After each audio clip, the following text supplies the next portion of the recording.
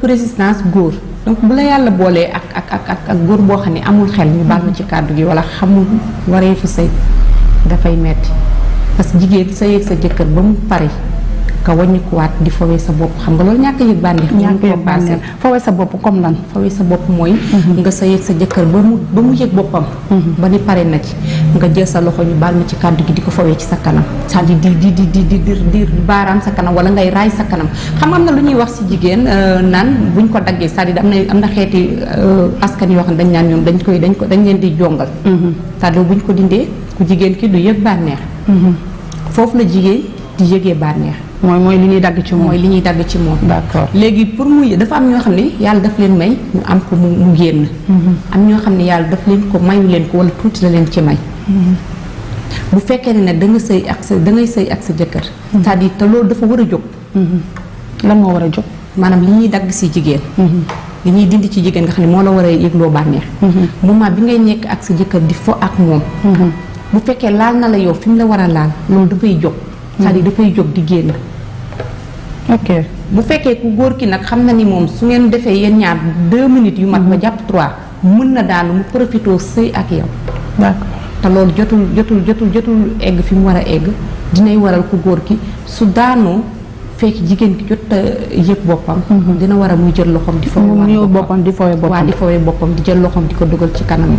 wala ñuy jël yoo xamante ne ni ay kawsu la wala dara sexe kawsu di ko dugalaat seen kanam di sëy ak moom.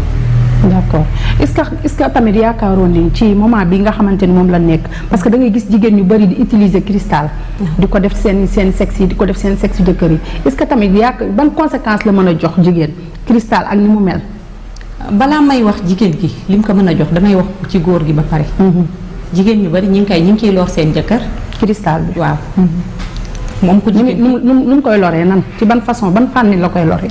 xadi nga baal ma ci kàddu gi. awra jigéen dafa tàng seddu noonu la ko suñu borom moo ñi jigéen dafa tàng biiru jigéen dafa tàng léegi yow yàlla dafa def ni sa foofu dafa war a tàng.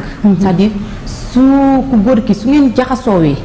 c'est-à-dire bu jaxasoo amee am na lu mu war a yëg benn chaleur boo xamante ne moo nekk ci yow di tàng. di jëm ci war a yëg waaw.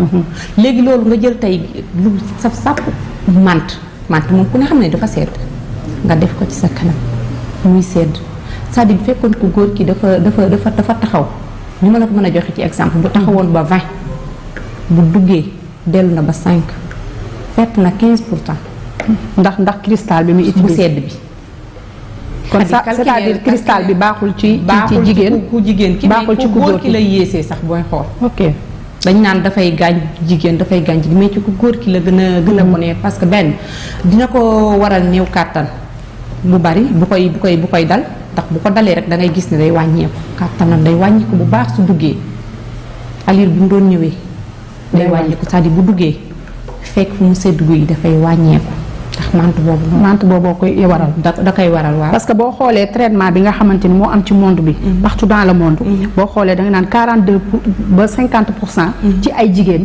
ñi ngi suivre traitement boobu. ndax yenn xeetu astuce yi nga xamante ni. moom la jigéen ñi di utiliser mu leen di def yenn conséquences yi. nga xamante ni moom moo leen di dal. est-ce que tamit yaakaaroon ni jotul tey jigéen ñi xoolaat seen bopp. ci cadre boobu bàyyi yenn utilisation yi nga xam moom leen utiliser. di ko jëmale seen kaw seen biir yaram. di def lu nature li maam yi bàyyi woon ñu koy jël.